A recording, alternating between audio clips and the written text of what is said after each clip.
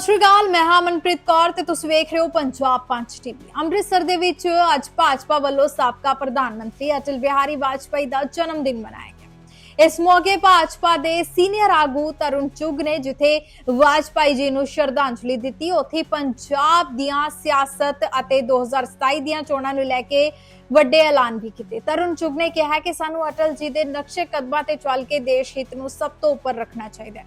ਇਸ ਦੌਰਾਨ ਉਹਨਾਂ ਨੇ ਰਾਹੁਲ ਗਾਂਧੀ ਤੇ ਤਿੱਖਾ ਨਿਸ਼ਾਨਾ ਸਾਧਦਿਆਂ ਕਿਹਾ ਕਿ ਰਾਹੁਲ ਨੂੰ ਭਾਰਤ ਦੀ ਚਿੰਤਾ ਨਹੀਂ ਹੈ, ਉਹ ਸਿਰਫ ਵਿਦੇਸ਼ੀ ਦੌਰਿਆਂ ਤੇ ਬਿਆਨਬਾਜ਼ੀਆਂ ਤੱਕ ਹੀ ਸੀਮਿਤ ਨੇ। ਚੁੱਗ ਨੇ ਬੰਗਲਾਦੇਸ਼ ਵਿੱਚ ਹਿੰਦੂਆਂ ਤੇ ਹੋ ਰਹੇ ਅਤਿਆਚਾਰਾਂ ਦੀ ਸਖਤ ਨਿੰਦਾ ਕੀਤੀ ਹੈ ਤੇ ਪੀੜਤਾਂ ਨਾਲ ਖੜੇ ਰਹਿਣ ਦੀ ਵੀ ਗੱਲ ਆਖੀ ਹੈ। ਪੰਜਾਬ ਦੇ ਮੁੱਦਿਆਂ ਤੇ ਬੋਲਦਿਆਂ ਉਹਨਾਂ ਨੇ ਕਿਹਾ ਕਿ 328 ਪਾਵਨ ਸਰੂਪਾਂ ਦੇ ਮਾਮਲੇ 'ਚ ਦੋਸ਼ੀਆਂ ਖਿਲਾਫ ਸਖਤ ਕਾਰਵਾਈ ਹੋਣੀ ਚਾਹੀਦੀ ਹੈ। ਮਾਨ ਸਰਕਾਰ ਤੇ ਵਰਦਿਆਂ ਚੁੱਗ ਨੇ ਸੂਬੇ 'ਚ ਆਏ ਹੜ੍ਹਾਂ ਨੂੰ ਮਾਨਮੇਡ ਦੱਸਿਆ ਤੇ ਕਿਹਾ ਕਿ ਪੰਜਾਬ 'ਚ ਕਾਨੂੰਨ ਵਿਵਸਥਾ ਫੇਲ ਹੋ ਚੁੱਕੀ ਹੈ ਤੇ ਥਾਣਿਆਂ ਤੇ ਬੰਬ ਚੱਲ ਰਹੇ ਨੇ। ਸਭ ਤੋਂ ਅਹਿਮ ਬਿਆਨ 2027 ਦੀਆਂ ਚੋਣਾਂ ਨੂੰ ਲੈ ਕੇ ਦਿੱਤਾ ਹੈ। ਤਰੁਣ ਚੁੱਗ ਨੇ ਇੱਥੇ ਸਾਫ਼ ਕਰ ਦਿੱਤਾ ਹੈ ਕਿ ਭਾਜਪਾ ਪੰਜਾਬ ਵਿੱਚ ਅਕਾਲੀ ਦਲ ਨਾਲ ਕੋਈ ਗੱਠਜੋੜ ਨਹੀਂ ਕਰੇਗੀ। ਉਹਨਾਂ ਦਾਅਵਾ ਕੀਤਾ ਹੈ ਕਿ ਪਾਰਟੀਆਂ ਸਾਰੀਆਂ 117 ਸੀਟਾਂ ਤੇ ਇਕੱਲੇ ਚੋਣ ਲੜੇਗੀ ਅਤੇ ਪੰਜਾਬ ਦੇ ਵਿੱਚ ਭਾਜਪਾ ਦੀ ਸਰਕਾਰ ਬਣੇਗੀ। आज अटल बिहारी वाजपेयी साहब के 100वें जन्मदिन पर शताब्दी समारोह के अंतर्गत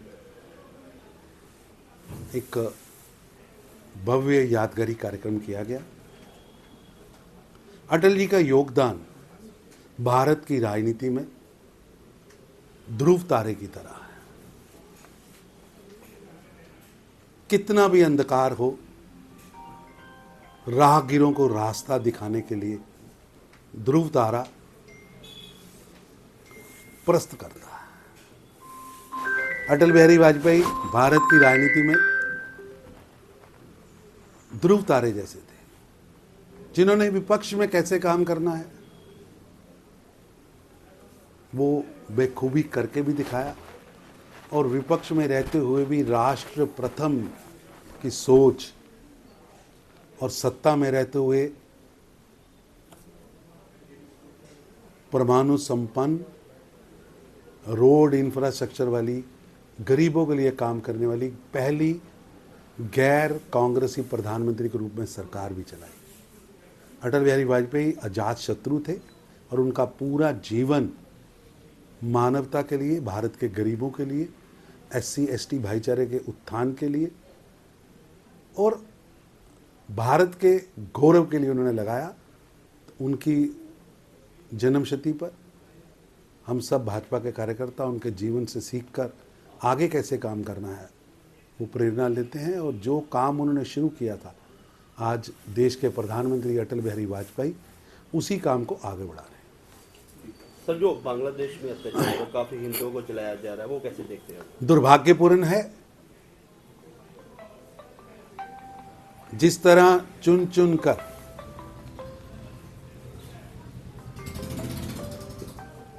धर्म के आधार पर जिहादी मानसिकता के तहत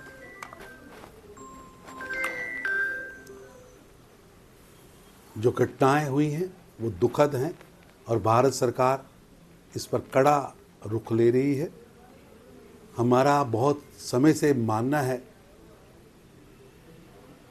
कि भारत के आसपास के देशों में रह रहे अल्पसंख्यक हिंदू, सिख, बुद्ध और जैन, उनकी सुरक्षा होनी चाहिए।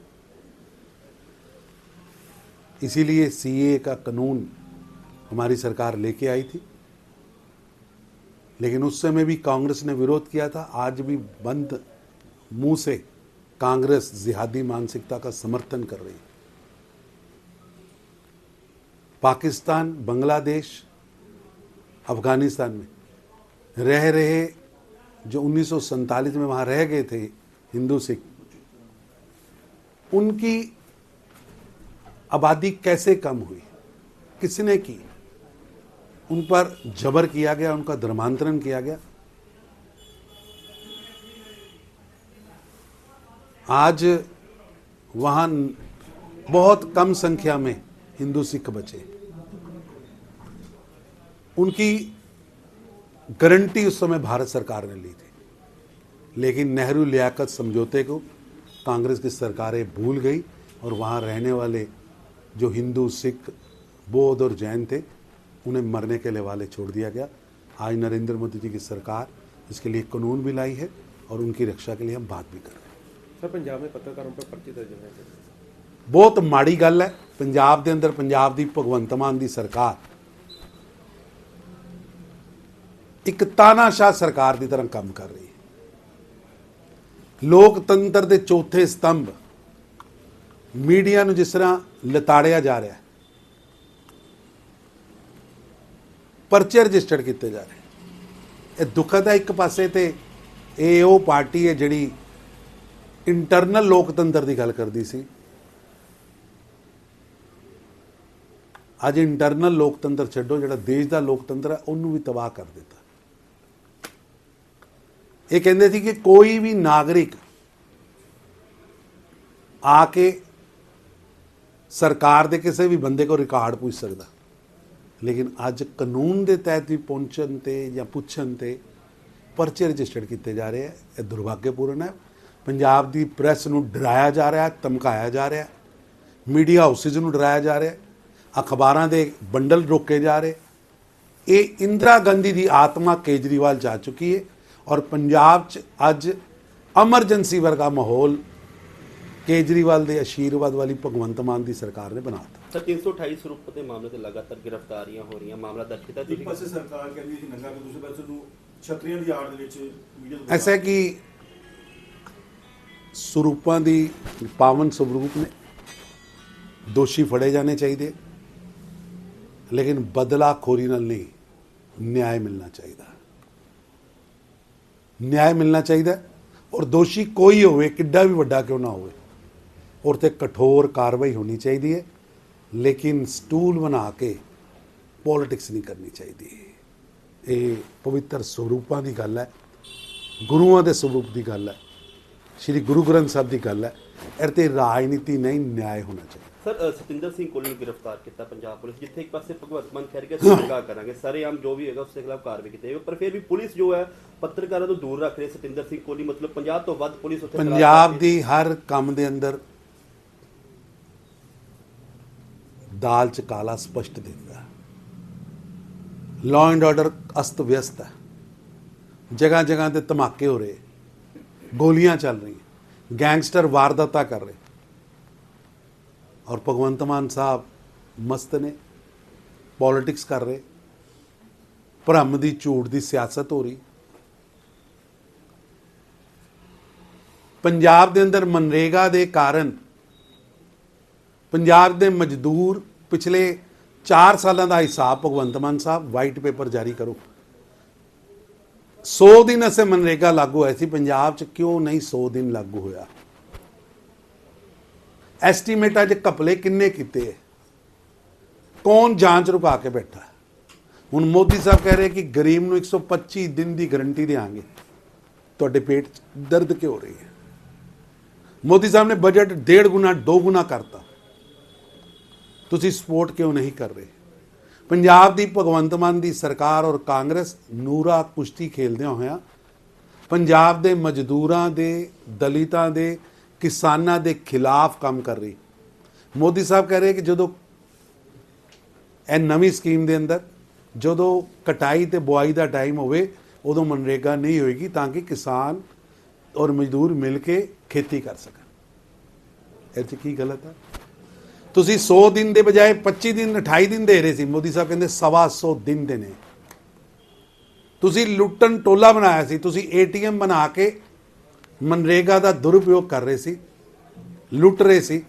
प्रधानमंत्री मोदी जी ने पारदर्शिता लियांदी है, पर भगवंत मान साहब दसना पेगा कि मनरेगा की लुट च जिहड़े लोग शामिल सी उन्होंने अजे तक कार्रवाई क्यों नहीं? सर जी पंजाब सरकार ने रिपोर्ट कार्ड जारी किया, उन्होंने यह कहना कि भगवंत मान साहब का कि जिन्ने हड़ आए सी सब तो भरपाई जी है वो पंजाब ने की, केंद्र सरकार ने मदद जिन्नी करनी चाहिए उन्होंने मदद की नहीं। मैं इन्होंने निवेदन करांगा कि जिहड़े मकानां दे पैसे मोदी साहब ने भेजे, किसानां नूं पैसे भेजे, बकायदा अकाउंट आया, उन्होंने डिनायल करन ना, लिखत डिनायल करन, झूठ बोलन, लिखत दसन कि ये पैसा नहीं आया। ਸਿਰਫ ਝੂਠ ਬੋਲਿਆ ਜਾ ਰਿਹਾ ਜਦ ਕਿ ਪੈਸਾ ਕੇਂਦਰ ਸਰਕਾਰ ਦਾ ਤੇ ਮਸ਼ਹੂਰੀ ਭਗਵੰਤ ਮਾਨ ਸਾਹਿਬ ਆਪਣੀ ਕਰਾਉਣ ਲੱਗੇ ਹੋਏ ਪੂਰੀ ਤਰ੍ਹਾਂ ਸਰਕਾਰ ਫੇਲ ਹੈ। ਮੈਂ ਭਗਵੰਤ ਮਾਨ ਸਾਹਿਬ ਹੜ ਆਏ ਕਿਉਂ? ਇਹ ਮਾਨ ਮੇਡ ਟ੍ਰੈਜੇਡੀ ਹੈ, ਮਾਨ ਮੇਡ। ਕਿੰਨੇ ਖਨਨ ਕਰਾਇਆ, ਕਿੰਨੇ ਤੁਸੀਂ ਕੱਚੀ ਕੀਤੀ, ਕਿੰਨੇ ਪੰਜਾਬ ਨੂੰ ਹੜ੍ਹਾਂ ਸੇ ਨਿਮੰਤਰਣ ਦਿੱਤਾ।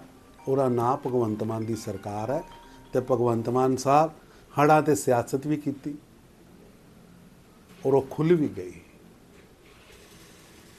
ਪੂਰੀ ਤਰ੍ਹਾਂ ਸਰਕਾਰ ਹਰ ਫਰੰਟ ਤੇ ਫੇਲ ਹੈ। ਕਾਊਂਟਡਾਊਨ ਸਟਾਰਟ ਹੋ ਚੁੱਕਾ। जनवरी 2027 जिस दिन चढ़ेगी भगवंत मान की सरकार पंजाब च चली जाएगी। मोमबत्ती छड्डो, सर्च लाइट ला के भी भगवंत मान की पार्टी लभेगी नहीं पंजाब च। भविष्यवाणी जी भविष्यवाणी नहीं, सामने दिसदा। जनता की आवाज़ है, जनता की आवाज़ नगाड़ा है खुदा होंगी। सर पंजाब से बीजेपी अकेला लड़ेगी चोन की? बिल्कुल कल्याण लड़ांगे भी और कल्याण जितांगे।